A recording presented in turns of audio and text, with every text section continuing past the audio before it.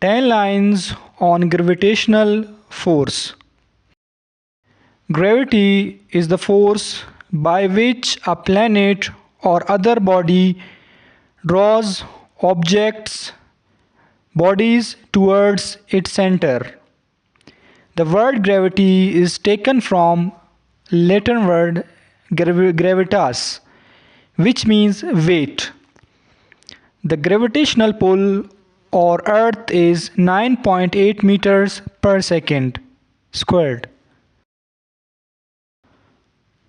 Due to gravity, all planets revolves around the sun. It holds our atmosphere in place.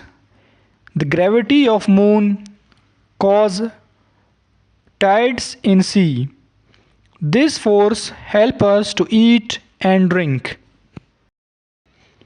Gravity keeps the water on earth. It pulls rainwater towards earth. Gravity is described by the general theory of relativity by Albert Einstein in 1915.